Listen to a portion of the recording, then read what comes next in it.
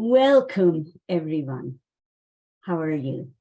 My name is Charu. My name is Charu, S. Charushila, and I would like to welcome you to the last of a four-part series of seminars in honor and memory of Drucilla Bergeron.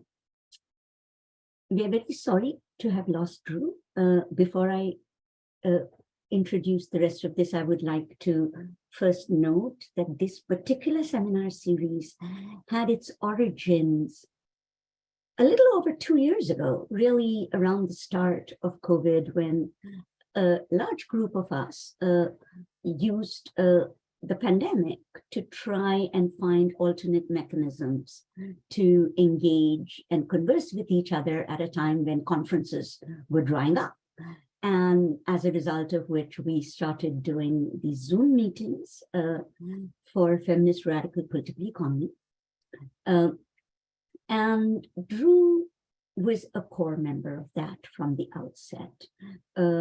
So she really encouraged us to pursue this project on revisiting social reproduction from a more contemporary lens compared to where we were 20 years ago. She was really committed to this revisiting of social reproduction in a global, a transnational, alternates to capitalism, non-heteronormative, intersectional lens. And she was also very committed to the idea that our modes of engagement and our audiences should be diverse and plural. So when we got the opportunity to work with especially the original PI for this grant from the Harry Bridges Labor Center on labor in times of crises, and now it's morphed into the University of Washington Bothell Labor Studies group. And when Chingy first did this, they are a creative writer and poet. When they started this, they invited us, and I was a little nervous, to be honest, to join a creative writing class. And Drew was like, well, of course, obviously, alternate imaginaries, modalities of thinking, this is where we should be. And Chingy, they opened their class to us, and Drew really ensured that we pursued this. And we've been meeting on and off at conferences and online and sharing work, as often happens in these loose intellectual alliances for a while. And this has sort of gelled into what became this year's project.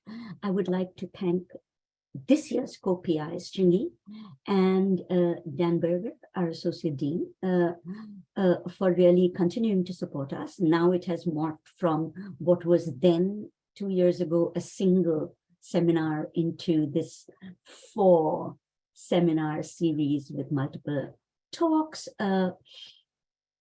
And their support has been crucial. So the Harry Bridges Labor Center and the School of Interdisciplinary Arts and Sciences have really supported us. And I want to say a very special thanks, not just to Chingy and Dan, but also to Brinda Sarathi, our dean. Very few deans will support you for something when you come to them and say, I don't have any money, or any additional money, but I want you to help me revise what we thought we were going to do and revamp this entire series in honor of this dear friend who passed away, who was part of this project, and have the dean say, yeah, go for it, and place not just the funds, but the administrative support and the classwork support at your disposal. So I just really want to honor that Interdisciplinary Arts and Sciences has been really true to its mandate and mission of interdisciplinarity and its vision of social change, which of course was Drew's vision. So when we lost Drew at the start of this quarter, it was a shock. We had actually planned this entire series out, and she was going to be part of it, and then we lost her. And so we revamped everything in her honor. We reorganized things. And of course, it wasn't hard to do because her imprimatur has already been on all of our work for so long. But at the same time, it's been emotionally a bit hard. And many of us are gathered here both for the work itself and for Drew's own work and legacy. So I'd like us to start with Suzanne Bergeron, who is also one of our speakers for today, University of Michigan Dearborn. But Suzanne's going to open with some memories of Drew. Suzanne. Good evening, everyone. It's a pleasure to be here. And I want to thank you so much, Charu, for organizing this memorial series in honor of Drew Barker. I know it was a true labor of love, and both love and labor went into it, and for inviting me to share some of my thoughts and memories of Drew. Well, I first met Drew 30 years ago at the first International Conference on Feminist Economics. And from the start, I admired her radical and refreshingly unorthodox approach to feminist economics, her facility at connecting ideas and people across disciplines, her unfailing impulse to speak truth to power whenever necessary, which to her was often, and her fun-loving spirit. She was an important mentor to me in the early days of my career, and over time, we became close collaborators and dear friends. Drew's path-breaking scholarship unsettled what economists, even feminist economists, thought they knew about gender. Her writing explored 4 interconnected themes: epistemology and method, caring labor, globalization, and debt. For the first theme, she, along with Edith Kuiper, produced the landmark edited collection Toward a Feminist Philosophy of Economics. And she also published papers in philosophy, women's studies, and economics journals. Her crucial rethinking of caring labor took an intersectional approach that variously interwove post-colonial, anti-racist, and queer studies scholarship with feminist economics. A focus on globalization is evident in a number of her writings, including her co-edited, with Edith Kuiper again, Feminist Economics and the World Bank. And in recent years, Drew had been speaking and writing primarily on debt. Drew was also skilled at bringing her ideas to a wider audience through overview chapters for numerous handbooks and encyclopedias, and 2 editions of Liberating Economics, the first with Susan Feiner, the second with Susan and myself, which aimed to introduce the field of feminist economics to novice readers. In all of this work, she was involved with an astonishingly interdisciplinary range of intellectual communities within and beyond economics, including anthropologists, philosophers, science studies scholars, international studies and women's and gender studies folks, Marxian theorists, and more. Her active and curious mind had Drew exploring new questions and approaches to feminist economics right up until the end, including her work with the feminist radical political economy group that is anchoring the speaker series, which now bears Drew's name. She was also exploring new avenues of social activism, for instance, speaking just a couple of weeks before her passing at a rally at the South Carolina State House about the need for transnational feminist solidarity with the Iranian uprising. Drew is, of course, remembered not only for her scholarly and activist contributions. She was a crucial source of support to scholars whose more critical analyses of economics marginalized them in what was an otherwise hostile field, and many of those people are here today. And she was a dear friend. For many of us, Drew was kin, lovingly fostering relations of care and connection between and among us. She was also an avid patron of opera and contemporary dance, a wonderful cook and hostess, and the life of the party. I want to end with a poem that reminds me of Drew and is by one of Drew's favorite writers, Marge Piercy. It's a poem called To Be of Use. The people I love the best jump into work head first, without dallying in the shallows, and swim off with sure strokes almost out of sight. They seem to become natives of that element, the black, sleek heads of seals, bouncing like half-submerged balls. I love people who harness themselves an ox to a heavy cart, who pull like water buffalo with massive patience, who strain in the mud and the muck to move things forward, who do what has to be done again and again. I want to be with people who submerge in the task, who go into the fields to harvest and work in a row and pass the bags along, who are not parlor generals and field deserters, but move in common rhythm with the food, when the food must come, or when the fire must be put out. The work of the world is common as mud. Botched, it smears the hands, crumbles to dust, but the thing worth doing well done has a shape that satisfies, clean and evident. Greek amphoras for wine or oil are put in museums, but you know they were made to be used. The pitcher cries for water to carry, and a person for work that is real. Thank you. Thank you. Thank you, Suzanne. I'm sorry. Thank you. Drew did indeed know what work was worth doing, and she did it all. It's very easy in academia for people to only do the work that has public face, but the extent to which Drew was present in places that very few people get credit for, but without which academia can't function: service, sitting on committees, governance, bylaws, helping look at curricula. I mean, just so many things that are often devalued because they are caring labor. And there is a care work in academia that very few people understand as care work, because we just call it service. That is what service is. It is care labor. And Drew really understood its value and practiced it. So thank you for that. So in the spirit of Drew, we wanted to make sure that we didn't just focus on critique, but we ended this series on thinking about activism and solutions. So, you know, we've been looking at critical questions of health, migration, gender in the past 3 seminars, but we wanted to make sure we ended a series in honor of Drew with something that talked about the actual work of transformation that feminists have enabled in economy, because, you know, that was also very much what Drew was about. It wasn't just about critique, but about fixing things. And so our speakers today are Caroline Shenaz Hossein and Suzanne Bergeron.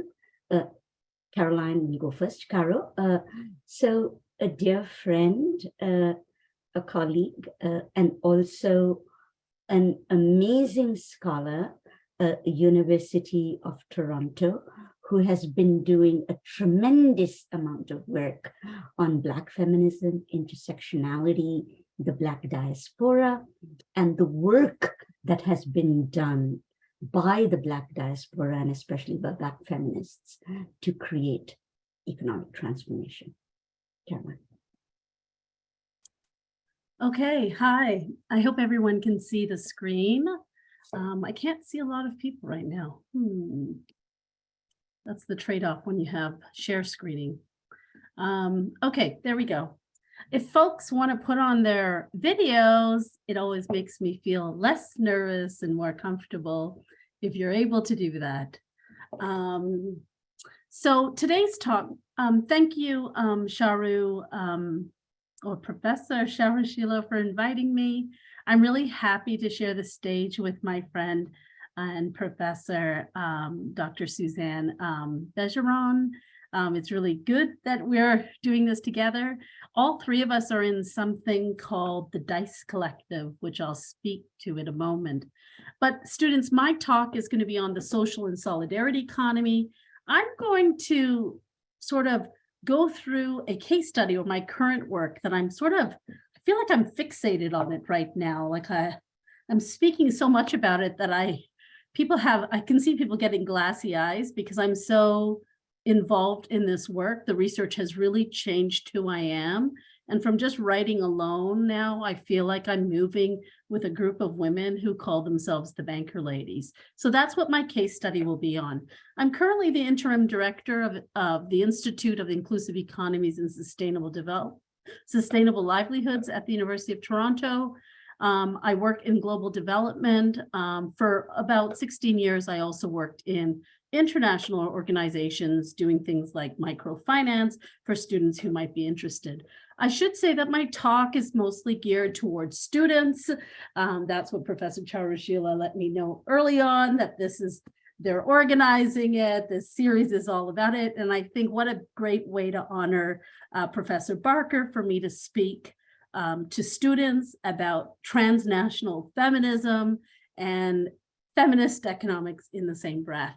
So as I was mentioning, Dr. Bergeron and Dr. Drucilla belong to something called the DICE Collective. And students, please take your time to look for this, this group. It's a group of feminists, scholars who are really at the cutting edge at the intersection of feminist economics and development, and really thinking about, I like to say, insurgent type of research. They're really pushing the boundaries of what the academy is okay with. I lead a series on worlding feminist political economy. It's always open. My classroom goes beyond the University of Toronto.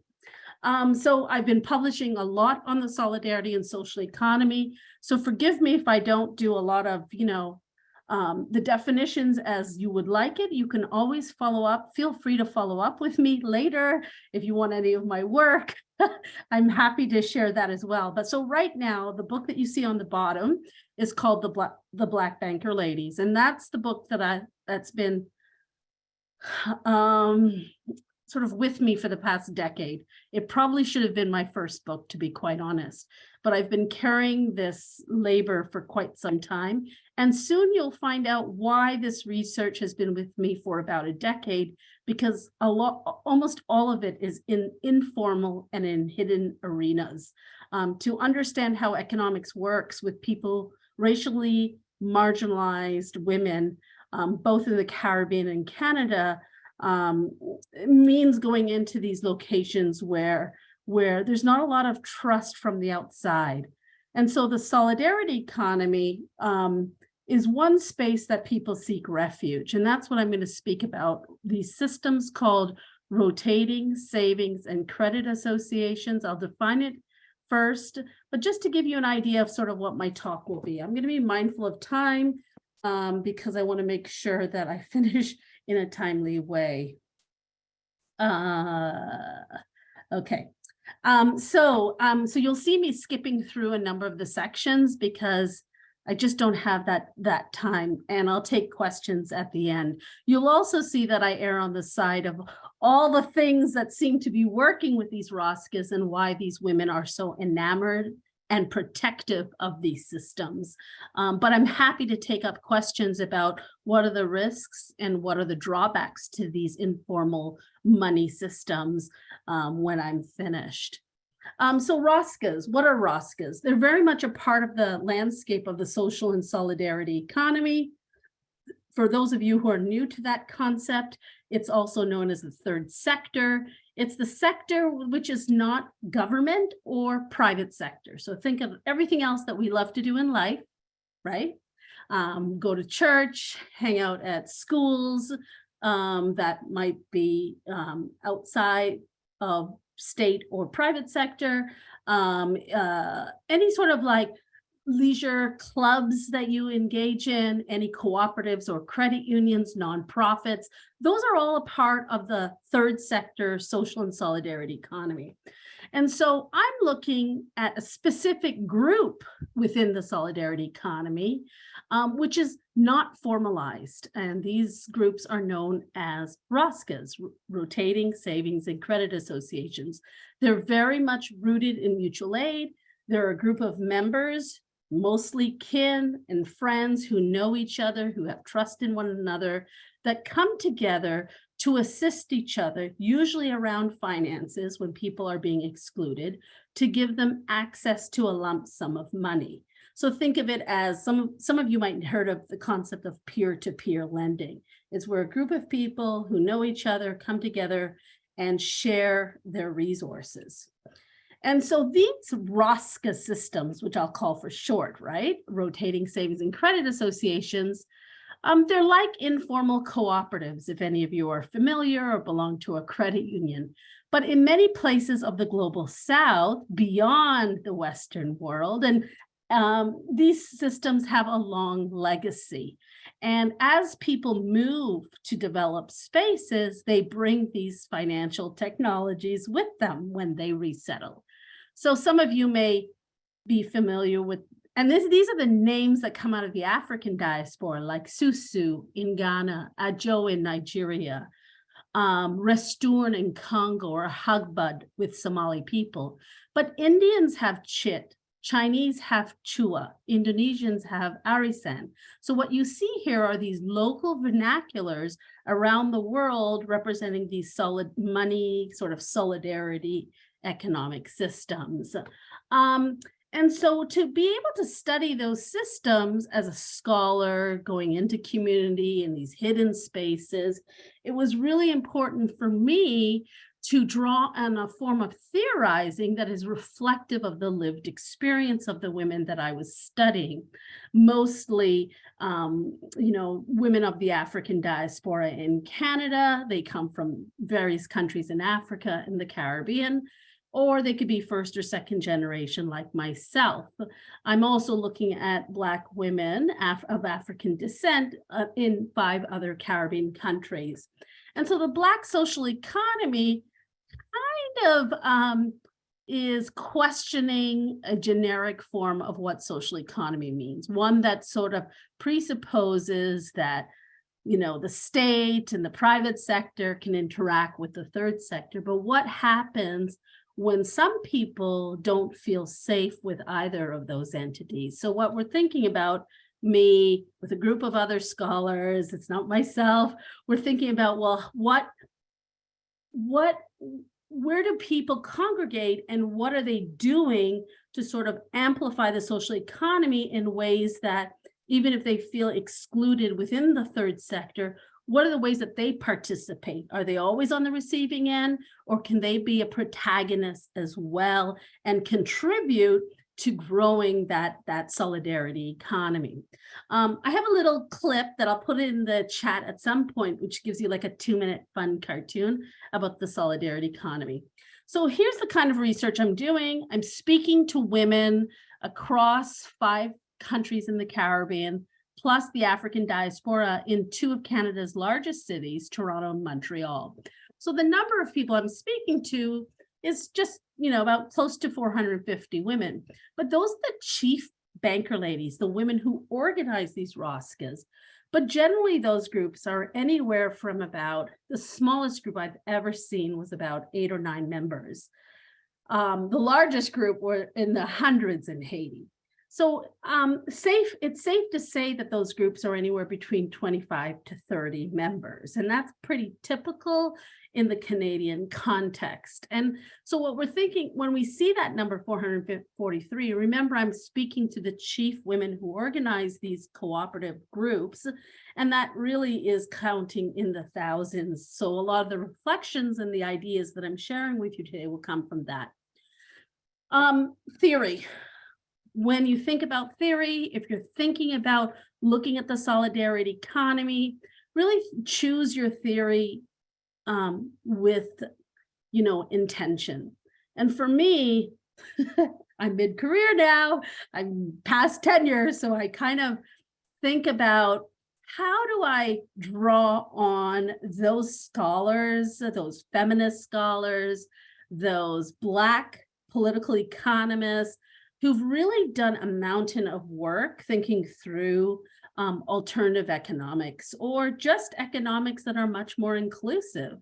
By the way, read the piece by Bergeron and Healy if you want to know about solidarity economies. Maybe Suzanne or I can sort of give you the link to that book, because I think it's open access for now. because there's a really good entry on what the solidarity social economy is, or community economies. But I'm really thinking through like Racial Capitalism by Cedric Robinson, but also the lived experience of, of care work, and, should we be compensating women who've been, contributing to care work in a variety of ways, particularly through activism. But Gordon Nembhard, who you see here featured in the middle, has done an extraordinary amount of work, historical archiving of cooperatives among African Americans, which was a story that was quite hidden. So what I have to say, I'm not going to go through all this, literature, but definitely what I have to say is that there is an abundance of political economy by Black scholars thinking about the Black experience. And so much of it for a long time has been erased or hidden or very obscured. So many of us have to do our own homework and to ensure that we're doing citational justice and really being intentional with doing that. I'm always trying to fix that as I'm writing as a scholar. So this work on the banker lady has really helped me over the decade to think through some of the literatures. So I'm going to rush through the findings, some of the key findings, I have 5 or 6 of them. So across the different countries, the users, the banker ladies in the Caribbean and in Canada, people who are using these informal money collectives, even when there's lots of other kind of retailers about, really cherish these systems.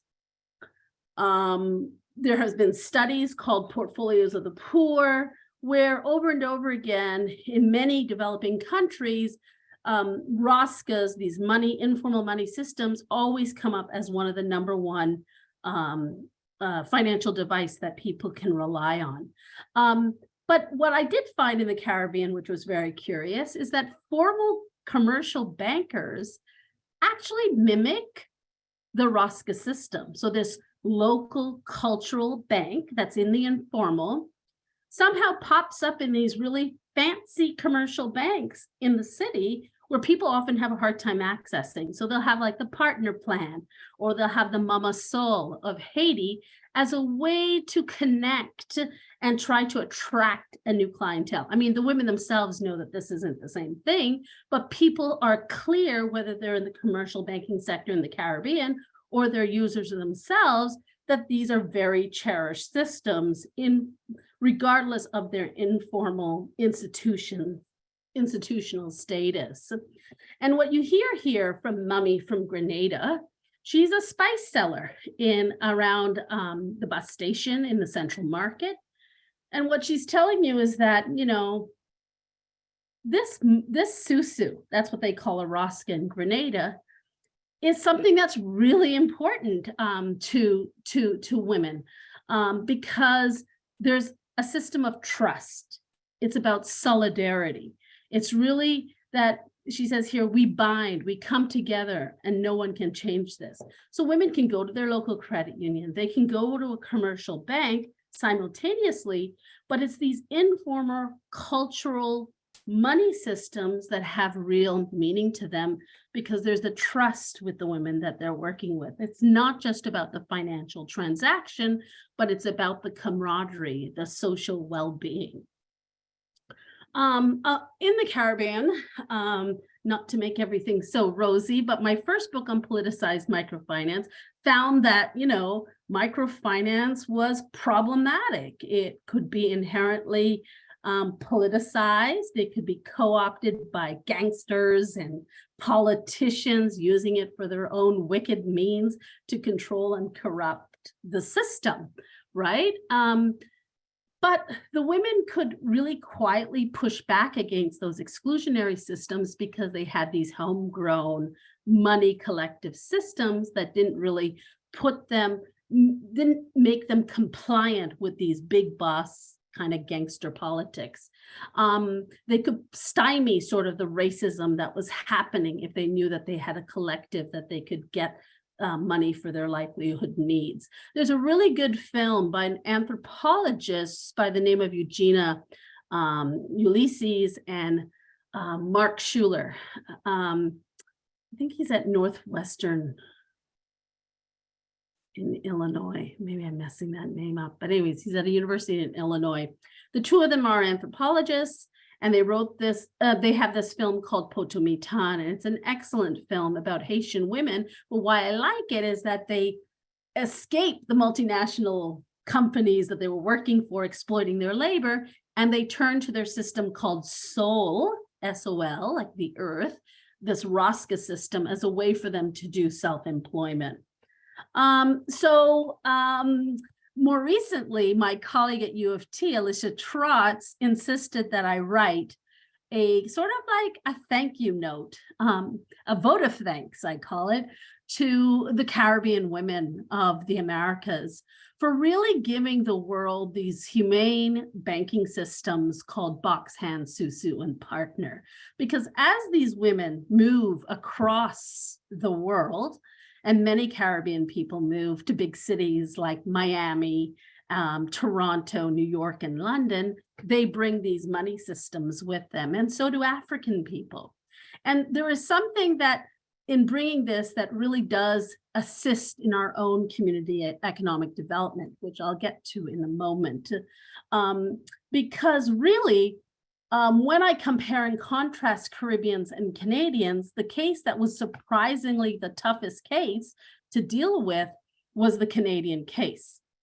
And so you could ask me, well, why? Isn't there a system of democracy, law and order in Canada that one might stereotype and question exists in the Caribbean? But actually, the problem wasn't with the Canadian banker ladies. It still is. And that's why I think a lot of my research has gravitated towards the Canadian case, because there is an outright refusal to accept, recognize, or see that Rosca systems are within the Canadian financial ecosystem. So I've been doing my best at writing in cultural newspapers to really upset the social and solidarity economy, people who sort of really privilege formal sort of institutions within the third sector, but they're not ready to share the space with these Rosca systems. Yet in Canada, we have a long legacy of cooperativism. And most of our cooperatives in Canada started off informally. So in Quebec, one of the oldest credit unions we have is called Desjardins. There was a Caisse Populaire, and then there was a church. I'm looking at the time, so I'm going to have to keep rushing through. So the problem here in the Canadian context is that there has been a lot of violence and vilification of Canadian banker ladies, which I don't see in the Caribbean context.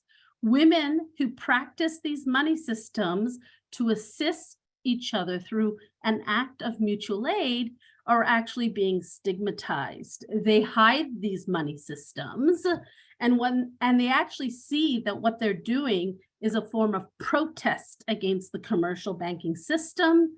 And it's also a way of refusing a very hostile system with love, right? So they're reacting against the violence by loving each other and cooperating with each other, when everywhere else tells them that there is no logic to cooperation.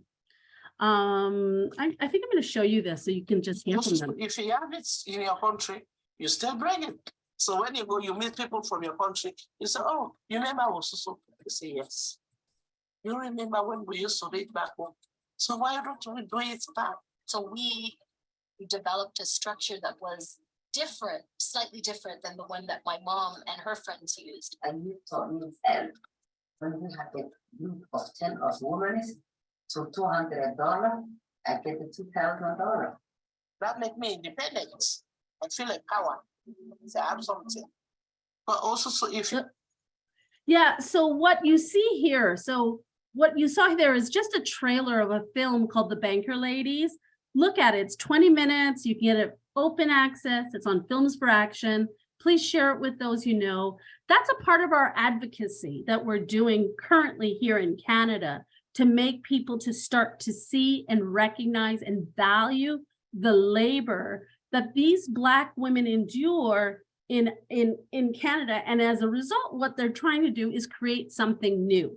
They're trying to create a different kind of financial economy that is much more inclusive.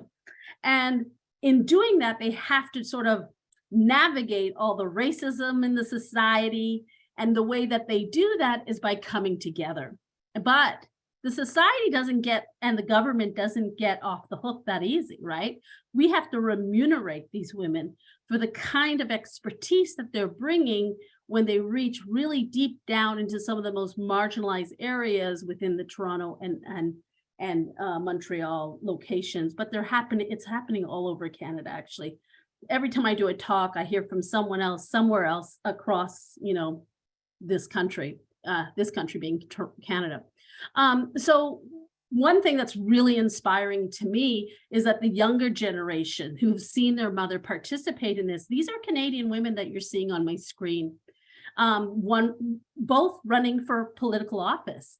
And the way that they were able to afford to do that was through a hagbad, which is a Somali Raska system, and the women below used a Jamaican partner. Nowhere, no how would these women be able to run for any kind of elected office at municipal or provincial level without that kind of contribution from their community. So here you have an informal money system that is helping, this is great for me as a political scientist, helping these women using informal institutions to be able to have formal participation in our electoral process.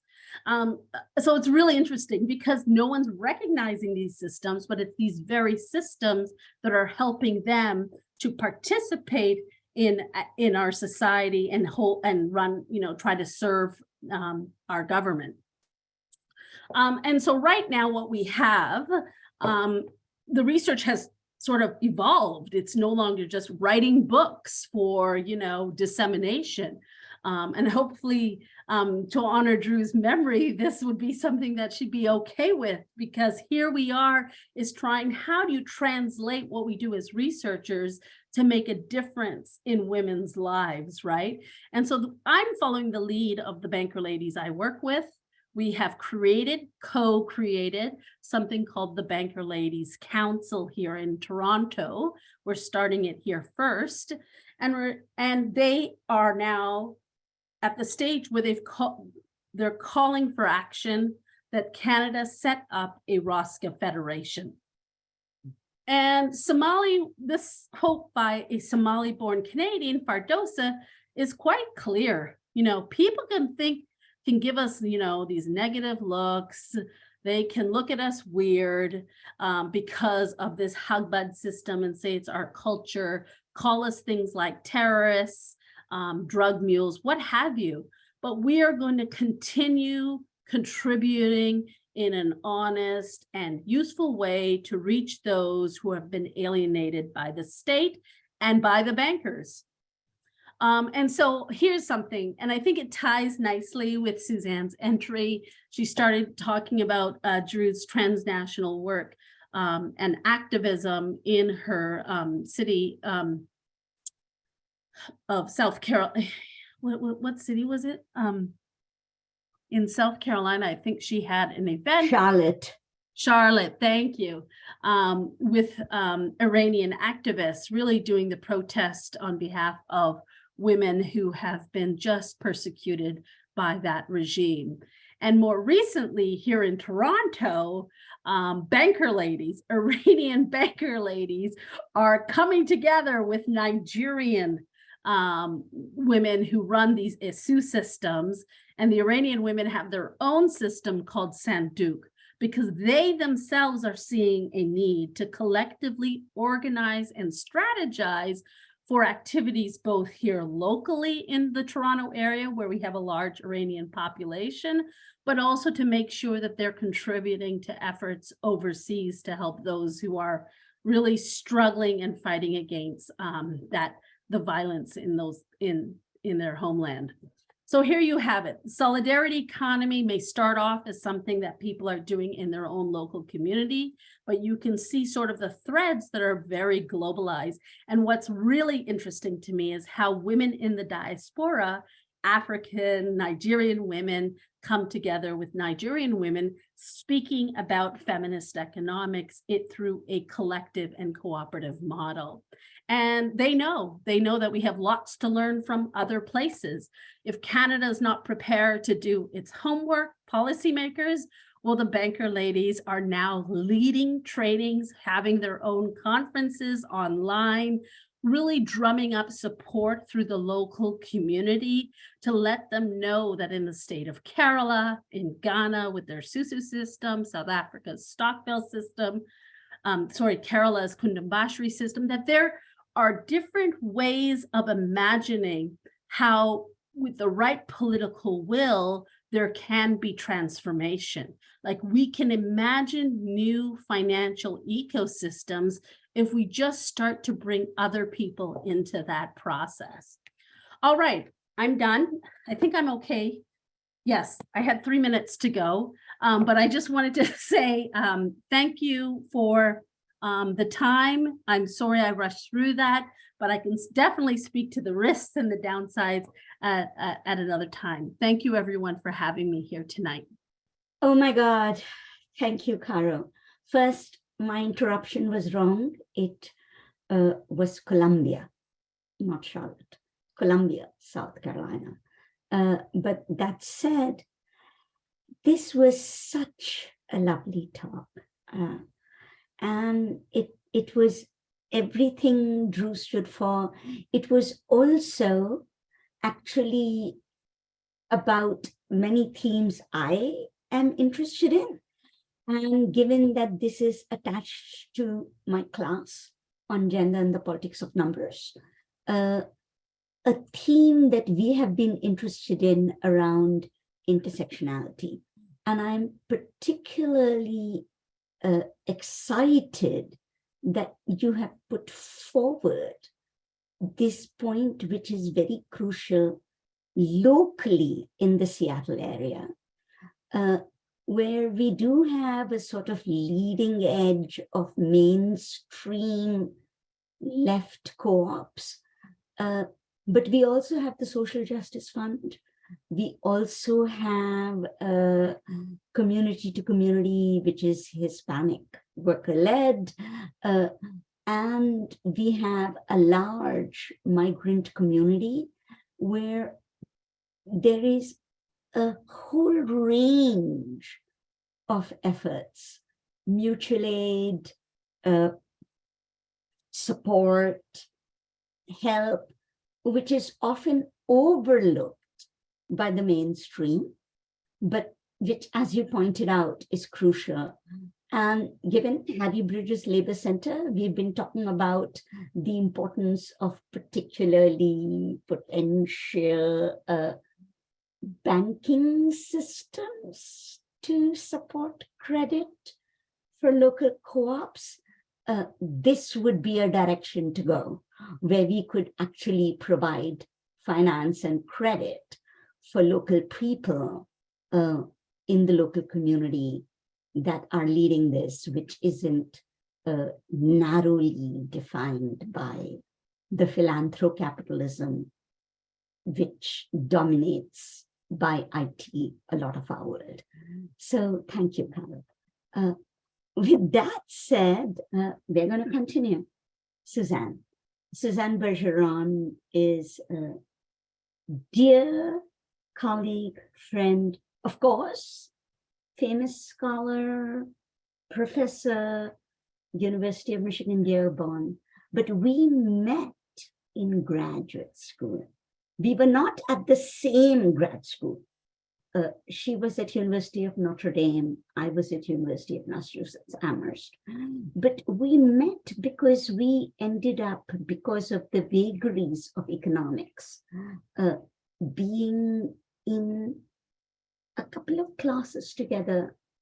I think it was Alejandro Sanz de Santa Maria and James Boyd. Yeah, right? It was one of those classes very few people could avoid, and you came from everywhere and you did this. And we did that, and then we were in conferences together. And while I've never had the luxury of working with Suzanne as an author. I have had the facility of working on boards with her and seen her dear care and carefulness in making sure everybody was supported. Suzanne. Thank you for that really kind introduction, Charu. Dr. Charu Sheila. I put a PDF of my paper in the chat for anyone who wants a copy. And so I'm going to be talking about this paper today, Care in Times of Pandemic, Rethinking Meanings of Work in the University, that I co-authored with Özlem Altan Olke, and we published it in Gender, Work, and Organization. And I felt that this paper first fit the theme of the class on gender and the politics of numbers, and you'll see why when I talk about it, because it's talking about different ways we can count academic labor. I also thought that it fit the theme of memorializing Drew, because Drew did so darn much of this unvalued, accounted for caring labor for students and colleagues. And then finally, I felt this paper fit the diverse economies framework of this session, because like Dr. Shenaz Hossein's work, mine and Özlem aim to reframe how we see the economy beyond capitalism by bringing attention to the diversity of typically invisibilized or devalued non-capitalist practices that exist within the economy and contribute to human flourishing. And I feel like, obviously, Dr. Shenaz Hossein, that's what you're doing. That's a big part of what you're doing here. But our focus, I thought it would be cool to have one paper that looks at the building of institutions outside of capitalism, and then have one paper that looked at non-capitalist practices within a particular institution. And in our case, it's the university. And by highlighting these diverse practices, our aim was to challenge capitalism's presumptive dominance, so we could begin to see and nurture spaces of emerging alternatives. And I just note that, Carolyn, you kept saying, I'm going to talk about the good part. I'm going to paint this rosy picture. But of course, you're doing that as a counter discourse to the way that Roskas are marginalized, invisibilized, seen as pathological, seen as not worth studying, seen as they're just going to disappear when Blacks are integrated into the capitalist economy, et cetera, right? So, I see, these are really different projects, and this is a very small project of mine, and Carolyn's project is her life, part of her life work. There's ways they tie together. So this project grew out of a set of conversations that Özlem and I had in the first months of the pandemic, sharing experiences about our usually hidden academic caring labor activities, as well as our feelings of exhaustion and inadequacy. And Özlem is a brilliant academic political scientist who does feminist international political economy, and living through the early days of the COVID-19 pandemic in Turkey with a young child. I was reaching out to her, and we kind of formed this support network together and started talking about this stuff. And what started as a form of mutual support quickly turned into a set of strategizing sessions as we began to connect our personal experiences to academia writ large regarding the longstanding pattern of inequitable gendered academic caring labor distribution. Could the pandemic serve as a catalyst for change on this front, we wondered? At the time, in the first months of the pandemic, there was widespread recognition that caring work, which had not been assigned much value prior, was in fact being seen as essential work all across society. And the shortage of such work was seen as contributing to the emerging crisis. And so people are saying, we got to change our value systems. At the institutional level in universities, significant attention was trained on the usually neglected unpaid caregiving responsibilities of faculty members as essential work. resulting in extensions of tenure clocks, increased support for caregivers, and so forth. But less attention was being given to the gender inequitable distribution of teaching, mentoring, and service work done by academics that had been exacerbated by the pandemic. And this, we felt, was at least in part due to the discourses and practices that devalue these components of everyday academic labor as personal devotion, rather than viewing them as essential economic activity that sustains our institutions. It was also due, we felt, to the expanding rift between the work being done by faculty and what is recognized and counted as work in the neoliberalizing spaces of academia. In order to challenge those discourses and practices, we applied ideas from feminist political economy to reframe academic labor and attempt to revalue its caring aspects. We also discussed changes we saw occurring and were ourselves helping along at our respective campuses in the United States and Turkey. So here's how the paper unfolds. After the introduction, there's a section working in the gendered corporatized university during the pandemic, which discusses the widening rift between the values that faculty see as central to academic work and the ways their productivity is measured. We also summarize the literature on gender divisions of caregiving work in universities, where women faculty and women faculty of color particularly take on greater amounts of less valued but time-consuming care work with students and colleagues and communities, as well as everyday office housework than men, resulting in an inverse relationship between who cares and who advances in academia. And I just have to make an aside. I'm thinking about Carolyn here and how she had to kill herself during February because it was Black History Month, and now it's March, and you don't have a month off now either, sister. So, but also for faculty of color and women faculty of color, in particular, there's so much mentoring work that has to be done with students and junior faculty members in really keeping people in from, falling apart in a really hostile institutional environment. So while this is a structural problem, it's often framed as a private bad choice made by women and people of color who just care too much, a framing which depoliticizes gendered and racialized expectations and pressures. The next section of the paper, the pandemic and care labor inside the university, opens by noting the widespread recognition by administrators of faculty commitment to student support, community engagement, and keeping the university together in the unprecedented circumstances of the early days of COVID-19. Rather than being a recognition of essential work, however, administrators were predisposed to see these activities in terms of personal commitment and sacrifice, thus rendering this work as work invisible and naturalizing oppressive working conditions. And yet the intensification of this work has highlighted the inconsistency between what is essential and what is valued. We thought being a possible moment of rupture from business as usual practices and a potential catalyst for change. What used to be just service work was at that moment seen as vital to the survival of programs and universities. And I know it's hard for you to think back like 2.5 years because it seems like 20.5 years. But remember, for those of you who work in universities, we are so encouraged, like, yeah, let's all rally around the community and like keep our students and colleagues together. So it was seen as vital to the survival of universities, but to keep this momentum going, we thought we needed to have a reframing of academic labor to make the work visible and valuable.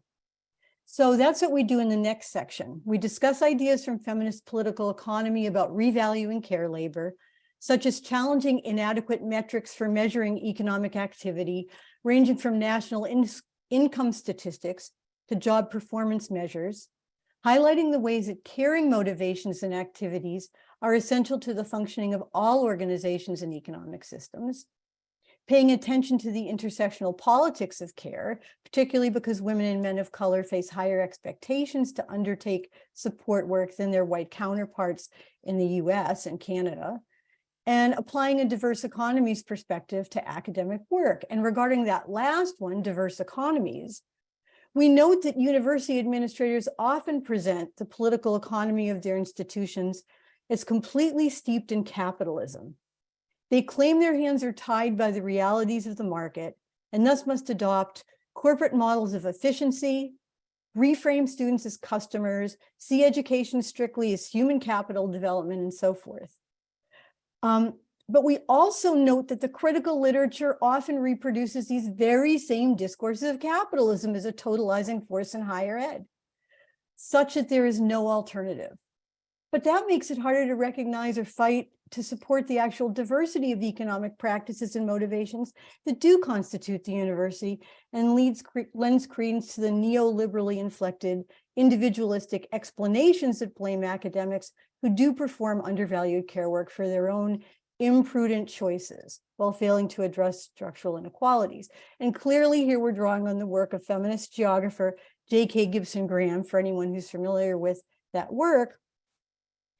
And J.K. Gibson Graham encouraged critical folks to instead read for difference, not dominance. So we suggest people start to read academic labor for difference, not dominance. And that means foregrounding the diversity of economic activities that contribute to the well-being of the university and seeing how these may not line up with dominant readings of economic life determined by capitalist logics. We recognize this is a difficult thing to do in some of the alienating contexts in which academics find themselves. But in our experience, there is great value in acknowledging that projects of neoliberalism, including those related to higher ed, are not totalizing, and that motivations and activities outside of the neoliberal frame that are more in line with our values exist. So here, change becomes more of an open-ended question, allowing some space for imagining and enacting economic possibility for change. So to that end, we offer a couple of suggestions for reframing academic labor and acknowledging its diversity. And the first we offer is the idea of mining the hidden scripts of everyday academic work that emerge from casual conversations in the hallway or in a Zoom chat. I think there's some chat going on now. I'll catch up with it later. Conversations among friends, texting between colleagues to deconstruct messaging in official meetings. Ever been in a meeting and you're like texting with your buddies and the like, for those of you who work in higher ed?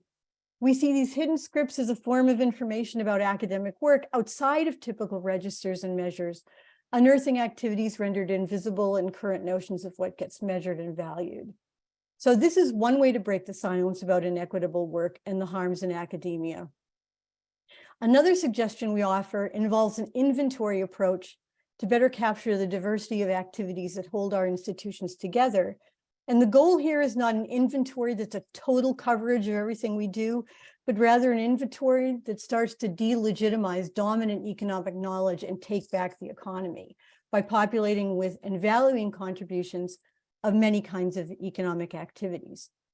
And what we suggest is people consider using something called the Feminist Everyday Observatory Tool that's developed by these amazing feminist international political economists named Sharon Rai and Jackie True. And they developed this tool to study time use and to do time use surveys. And while time use surveys are a common quantitative tool for economists who study labor issues, for instance, they were really important early attempts to make unpaid labor in households visible going back to the 1970s. This Feminist Everyday Observatory tool combines quantitative and qualitative analysis by situating the surveys into gendered socioeconomic context, including questions not only about what people do, but also how they feel about it, and to encourage people to talk about the sort of invisibilized, undervalued work that depletes them and why. And this method, we argue, could be applied to university settings for identifying and valuing economic diversity. So along these lines, on Oslim's campus, they formed a task force on gender equity to develop new data collection techniques for capturing gendered experiences in time poverty. And on my campus, we did something very similar. We sort of talked informally and generated a lot of hidden scripts, and then sort of brought out that knowledge, things we didn't usually talk about, because they were outside of the register of like official ideas of our work. And that led to the formation of a task force on my campus. And While on my campus, we mostly ended up supporting those with unpaid care work burdens, we also paid some attention to carrying academic labor burdens and inequities. We were able to write prompts about these activities into COVID impact statements. We changed annual performance review guidelines to include and value some of these activities. Again, not perfect, but made a little bit of change. And we tried to establish new cultural norms around the value of academic caring labor. Now, Özlem and I recognize these gains are not in any way revolutionary, but rather affecting change through small wins. And in our more pessimistic moments, we worry that this work might be reproducing a cruel optimism in which the desire for paid care activities to become more valued institutionally is futile, while ironically adding to the service burden of the women working on these task forces.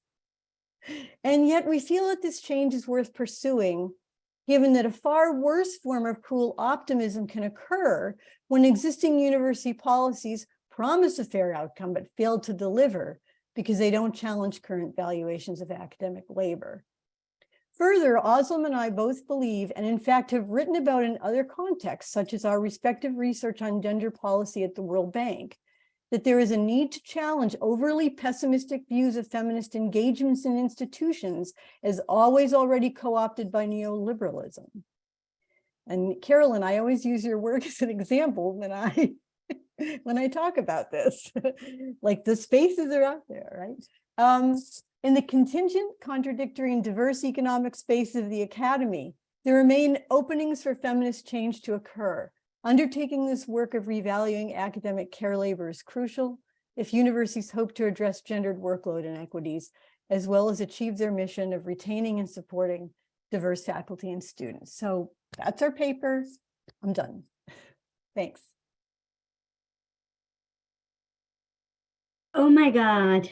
Thank you so much. Thank you so much, Suzanne. Thank you so much. First, I just want to thank you, Suzanne, because I needed to hear from you that it's not all rosy, but it doesn't mean that it's all drastic, right? Academics, we are very much 1-0. It's like either we're going to have revolution tomorrow or it's all awful. So to realize that what feminists actually offer, the way both Caroline and you have told us, is multiple ways in which women have always worked for transformation in institutions, macro level, micro level, kinship level, university level, banking level, has always been at that intermediate level between what economics calls the micro and the macro. For economics, micro is like that's one level, and then macro is one level. But there's no intermediate, interstitial, institutional level. And feminism, as you have reminded us, lives there. It lives between the sort of rational choice micro and the big power, big government, I've got all the power. I think Charu is going to have some Wi-Fi issues. So until she gets back, we are going to be moving forward. I'd like to introduce Dr. Dr. Dan Bergeron. He is the Dean and Associate Dean for the IAS department. I'm gonna pin you, and if you may introduce yourself and kind of lead us out of tonight's event, that would be fantastic. Thanks, Sophie. I just want to clarify, I'm the Associate Dean. So as I'm often saying to my friends when they tease me for being Associate Dean, I'm the Associate Dean. The Dean, Brenda Sarathi, is on the call as well. But Charu invited me to say a few words of closing, not only as the Associate Dean for Faculty Development and Scholarship, but also because I co-curate the Labor Studies Colloquium that has sort of sponsored this wonderful, wonderful seminar series and does a few other events with my colleague Ching-In Chen, as well as Kari Liren. So I want to just begin with a huge note of gratitude for all of the speakers who have participated in the Drucilla K. Barker Memorial Series. I'm going to name them just in gratitude, but my apologies if I mispronounce anyone's name. But just so much thanks to Jennifer Cohen, Sarisha Naidu, Jennifer Olmsted, Smita Ramnarayan, Barbara Hopkins, Smriti Rao, Carolyn Shenaz Hossein, and Suzanne Bergeron. I obviously want to give a special thanks to Professor Drucilla for organizing all of this and envisioning and arranging a series this quarter, which is, the most ambitious thing that we've done as a colloquium in terms of the heightened time period, condensed time period that's happened under. And also deep thanks to Sophie Anderson, graduate assistant, who has ensured that the logistics of the series have come off with such grace and skill.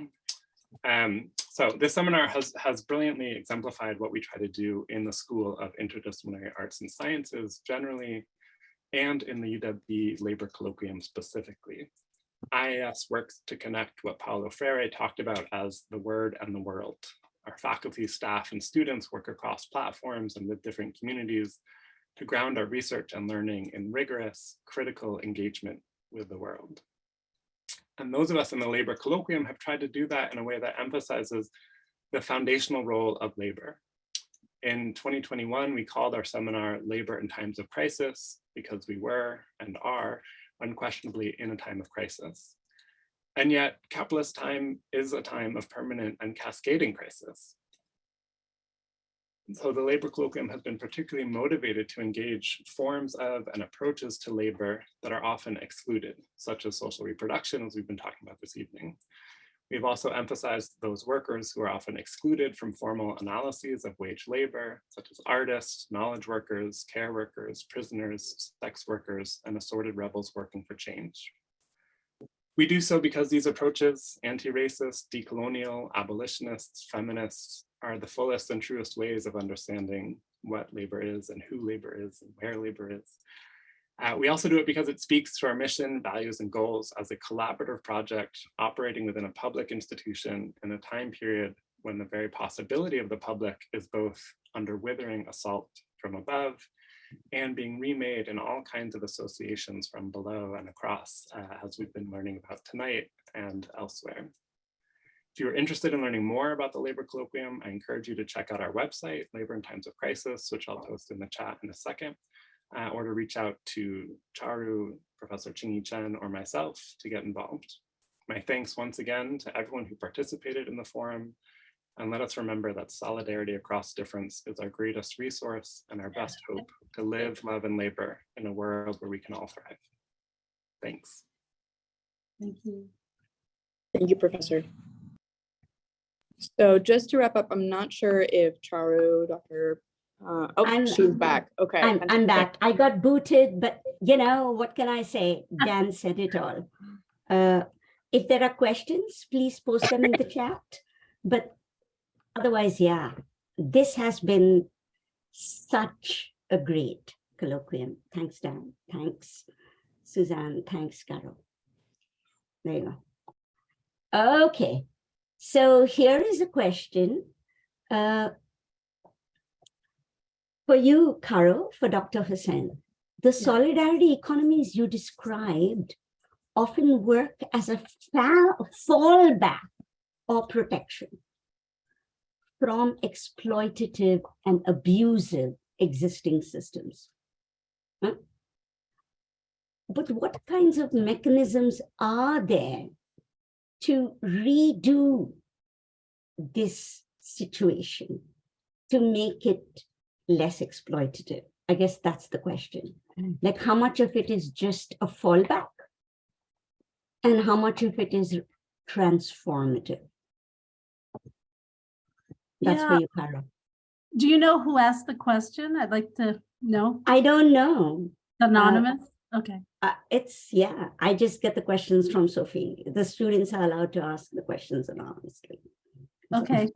Well, anyways, the student can totally reach out to me later. It's easy to find professors. Just Google us. Yeah, that's a good question. Are ROSCAs a coping mechanism?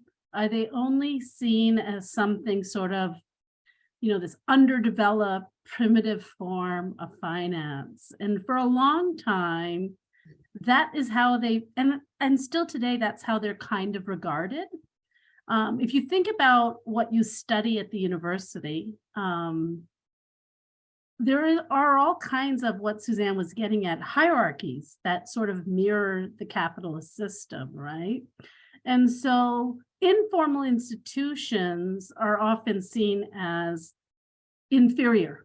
They are seen as criminal or questionable forms that are often there only because people are so poverty-stricken that they might need them.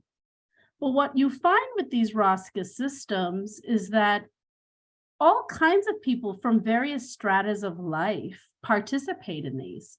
You find people working in universities across the Caribbean, government employees, teachers, all kinds of people who have actually decent employment engage in these cultural money systems because it provides them more than just a financial transaction. So the coping mechanism, I guess, description of ROSCAs is probably really one-dimensional. It's probably really dated understanding of what these systems are, because they're much more than that. And I think that that's sort of the reason why the formal bankers, whether they're cooperatives, credit unions, or commercial bankers, have not seen the power or the value that these systems can bring. I mean, lots of you have heard of microfinance, but a lot of the microfinance programs really borrowed on these systems. Many of you have heard of fintech. I'm sure the younger generation have heard of all of that. But a lot of those systems are rooted in this peer-to-peer ROSCA system as a way to sort of democratize the way finance happens, to give ordinary people back the power. So I'd be careful about just defining the ROSCA system as a coping mechanism. Maybe for some folks who've been totally ostracized, that is their go-to, and it's a lifeline, for sure, that's true. But I think that it has value beyond just for those who are underbanked or unbanked. There are lots of middle-class people who still participate in these. I participate in these systems, mostly because of the social engagement that I have from friends. It's something that makes me happy to be with a group of people, knowing we're going to meet up and just to hear what people use their money for. I remember during the pandemic, I participated in one because I felt desperately lonely. And it was this bi-weekly thing we were doing, and I was planning to buy patio chairs, like a new set. So I said, once I got my hand, I was going to use my lump sum of money for, a new patio furniture. And so people engage in these kinds of systems, not just for coping. There's a social dimension to it. But thanks for the question. Yeah. So I have more questions. Oh my God, I have so many questions. All right, here we are. Suzanne, would you expand on some examples of small wins? Because, sometimes small wins seems like too small, but it seemed like you were placing a lot of importance on not discounting them. So what kind of small wins would you want to see in the transformation of gendered care in the labor of the university?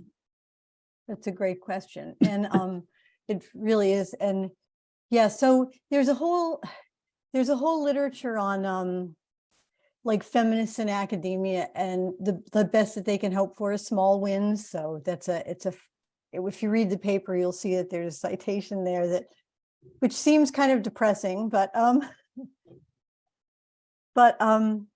it's what we have. And so I think, on my campus, I think the small wins were that our task force was at the level of the provost, which is a very high level, and started to just shift a lot of the cultural conversation around this caring labor, and actually really brought to light, I have to say, the incredible amount of work that our African-American colleagues were doing. Our campus is 1 mile from Detroit, 85% Black city, and yet a handful of African-American faculty members, and doing this incredible amount of mentoring work to keep these students feeling connected to, this institution that has been historically hostile to them. And I think so. I think one small win is that in shifting the culture around that, it gave a lot more leverage for people to get line requests funded for African-American studies faculty. Actually, I would call that a medium win, almost a big win in higher ed. We were able to get the standards for merit pay changed in the College of Art, Sciences, and Letters in ways that place much more emphasis on this kind of service work. In Oslim's school, there was, I'm just looking at some of my notes. They did some data collection for capturing some of this work, with the idea that they would eventually be able to take that into account and maybe change the way that service work was valued. So, and then, so a colleague called me up yesterday, and she's interviewing university presidents to ask them how the pandemic changed the way that they're governing their universities. And she called me because she had read this paper, and she wanted me to know that a few of these university presidents she was talking to said that they were really taking this kind of work much more seriously on their own campus. Now, maybe it was just words, but I think, why would they tell her this? So in other words, that there may be this shift of consciousness that this is essential labor for campuses. Yeah, so those would be some examples. Thanks. Following up on that, Suzanne, it may be just words, but as I point out to my students, it's words. It's not just words. Yes. It's like, I understand Human Development Index is numbers, but it's not just numbers. Somebody has added the just to that. Even if you're doing it purely for performative reasons, we know as feminists, performative actions matter, right? You do it performatively, but it changes how you act. And, at the end of the day, why is that less important compared to anything else, right? If your actions change, your actions change. And that's what matters. So I think what you're pointing out is really crucial. So as a follow-up to that, Carol, for you, 2 questions that I'm going to combine, because both of them essentially ask a very similar issue, which has to do with rosters. To what extent can these rosters or your work on rosters be extrapolated beyond a very narrow cultural context to be more generalizable, usable for the world at large? And to what extent are these examples of very specific things? And 2, what about people who aren't happy with it? Like, what are the examples of people who are part of these rosters who aren't happy with it? Yeah. Okay, so those are big questions. I'm going to be really skimpy on them, but you can That's totally right. find me later because I know I'm looking at the time. So for the first question about how can you, what can Roscas contribute to the world? Well, they're already doing that in the fintech, because they're actually, if you trace the genealogy of fintech systems, microfinance, a lot of that's rooted in these community-based Rosca type money systems. So they're already contributing more generally to financial and community development. But what you're seeing is a lot of online peer-to-peer lending. Just Google P2P and all kinds of stuff will come up. It's a big fad. Lots of young people are interested in those kinds of financial technologies and not having to deal with big banks. So that's one. Two, the Roscas, the downside to Roscas. Yeah, it's, there are risks with informal institutions. Because, depending on how the group governance is operating can impact on how effective, efficient, and transparent a Rosca system is, because you're counting on the trust networks of the people that you're working with. So there are downsides, and when there's no legal recognition of these institutions, it can put those who participate in them with some losses. They can experience, they can be, they can lose their funds and they have no other legal recourse. So there are some, and that's the most extreme. So, there are definitely downsides to Roscas. The more common things that happen is that usually people say they could have favoritism, like when people organize who gets the payout, that might not be organized in a very correct way. And if you have seasonal work, then you're not getting access to the resources. Funds can get lost. There can be various social conflicts that erupt in groups that can sort of poison the dynamic. But I have to say, and not just with me, but the literature will show you that the compliance rate of Rosca systems tend to be quite high. And most of it is because it's from people who've often been left out of systems. It's usually people have to vouch for one another and be friends or family. And it's very hard to get into these systems. It's not like you can just show up and be a part of them. So that goes to the question number one. When you start to generalize these systems, that can open up a whole kind of, a whole bunch of risk in terms of losing those close trust relationships. Because remember, when people who come together are doing this and they know and trust each other, they're also feeding into this idea or this concept of reciprocity. Like they're doing it because it's more than just what they can do for themselves, but it's a way of helping someone else, their friend, their neighbor. When you broaden that concept and make it more generic and more mainstream, are the same degrees of trust still involved in these systems? So that's the trade-off, right? When you start to scale up or commercialize or expand off of these things. A number of the Rosca women always tell me that crowdfunding is very much rooted in their Rosca money pooling system.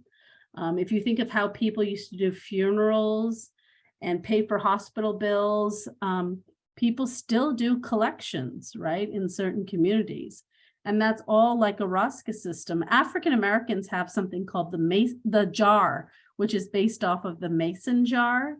And often in beauty shops, women would just, if they wanted to own their own little beauty shop or buy inventory, there's a scholar at Southern by the name of Sharice Nelson, who's looking at the concept of the jar. And when I was talking about Roscas, she was like, what? This Susu thing sounds a lot like the jar that we have in the South. And then when she started describing it, it was like a collection that people did in a mason jar. So, these systems have a way of being a part of your own society that you don't even realize. I'm going to stop there, Sharu. Yeah, no, I'm going to add to that.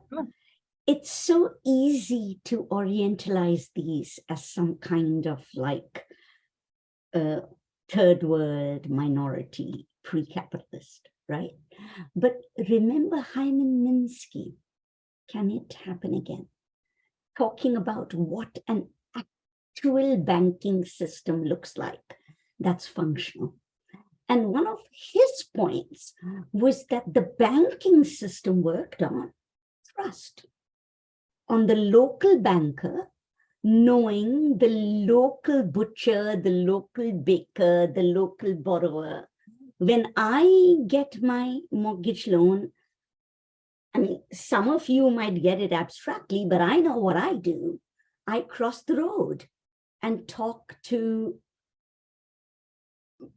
not Wells Fargo in the abstract, but I talk to the guy I know who gives dog bones to Max and Marty, my dogs, when I go to talk to him about my home mortgage loan. I mean, right? I mean, I do this. And I'm in Seattle. I'm in one of these big cities. High, levels of finance, this, that, and but that's what I do. I cross the road, I take my dogs. He remembers, like every time I go up, he's like, how is Max? How is Marty? Right? So people underestimate the extent to which outside of the major big banking system, ordinary everyday finance, home mortgage, small business is all local. And this was Hyman Minsky's point, right? When he asked, can it happen again? He was asking, what is the knowledge base of a financial system?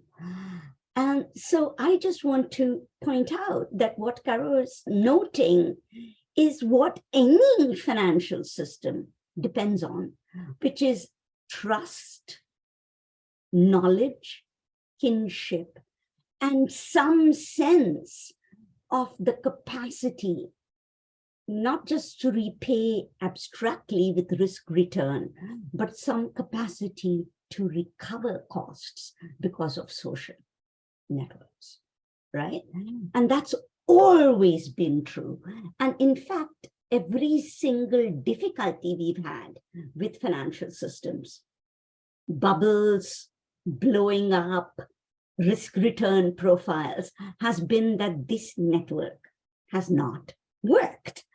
So I think that what is being pointed out is actually crucial to why these financial networks work. Not like why they are marginal, but why people turn to them when the mainstream networks don't work. Because they're the only ones that have enough security risk return profile that actually makes sense compared to the mainstream networks that are liable to blow up, right? And you have no control over them. So I really want to thank the student for this question, because I never made that connection, even though Jim Crotty taught me Hyman Minsky, but there we are, right? This is a crucial connection. Suzanne, there is one final question. In Liberating Economics, have you seen any changes in recent years, either in the data or in the academic setting, in the idea of the male breadwinner and the wife caretaker functions, in how care labor is conceptualized when it comes to social reproduction? It's a big question, but right. Yeah. So seen changes in like the broader policy discourse? Both the policy discourse and in the actual functioning of the male breadwinner, both. Because there were two questions. I just combined them. Right, sure. So this must be because you read that chapter. Yeah, they did. That's wonderful. Well, yes, I think there's been, I think there's been quite a bit of change in rethinking that, because there's been a lot more recognition. I think there's been, in the last 2 decades, so much more recognition that caring labor happens both in the market and outside of the market. I don't know if that's going to answer that. Social reproduction is both paid and unpaid, and that to just relegate it to the unpaid sphere again is a move that's deeply classist. It's deeply racist. And so I think this is where intersectional feminist scholarship has made inroads into broader thinking, honestly, to see that care work does not just take place in households, but even just at the level of the household. I think there's, look, you're still going to run across a lot of folks who say that the solution to the care labor crisis is to make men do their share, which reinscribes the kind of two couple shading towards a male breadwinner model, right? But I think that you have I think actually there's a recognition of a diversity of ways that social reproductive labor needs to be supported, is done and needs to be supported. That's my sense in the last 2 decades. Yeah. So just as a follow-up to that, this is part of a question and a discussion some of us were having after class last week. We were doing bargaining models, and this whole question about the deadbeat dad showed up. And we were like, who is the deadbeat dad? And it was like, well, one deadbeat dad is the guy who's got tons of money, who's not showing up. But why are you calling a deadbeat dad if it's somebody who is part of the prison industrial complex, or a Black man who is unable to get full-time employment, or, right? So the imagination of the deadbeat dad is actually that you have men with full employment and high wages, right? And so I think that's part of the subtext of this question. Oh, I see. Yeah. That it's really important for us to remember that a lot of these discourses, welfare mom, deadbeat dad, this, that, and the other, are anchored on the normative heteronorm, isn't a norm, right? At least not in a statistical sense of the word. In a psychic sense, maybe, but not in a statistical sense of the word. Yeah. I think people still carry that around, though. I mean, I still think in that sense, people carry those things around in their hearts and on their shoulders. I mean, some of my students who, even though I know that the unemployment rate is low nationally, in Detroit, the unemployment rate among Black young men is relatively high. And then some of my students who are parents might call themselves deadbeat dads. They might use that language, even though they're caring parents. So I think people still carry around these old. Yeah. And that's why the importance of liberating economics in bringing that cultural element into the book. And then, of course, that's Drew's contribution. Yeah. I mean, was Drew's passion, was to never separate the economic and the cultural. Yeah, ever. Yeah. On that note, I think I want to end by thanking the Bridges Center. I want to end by thanking IAS, especially Chingy, Dan, Brenda. The support you guys have given us has been amazing.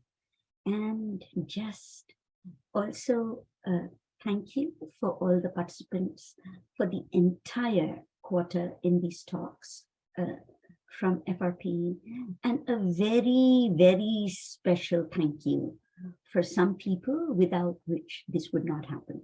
Sophie Alexander. She coordinated everything. She was amazing. Atlanta Duncan. She made sure all the technical stuff was done. Thank you. Melissa Lopez, Tenmui Saroja are working on cleaning up, editing, clarifying all the technical details so we can post all of these videos. We will be doing that. So folks can look forward to the entire series online. And a special thanks to all of the IAS staff who have done a tremendous amount of work and who are going to continue to do a tremendous amount of work to pay everyone, to process paperwork, and so on.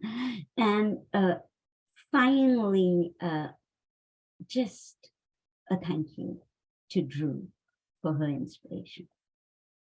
Thanks, everyone. I think we end here. Bye-bye.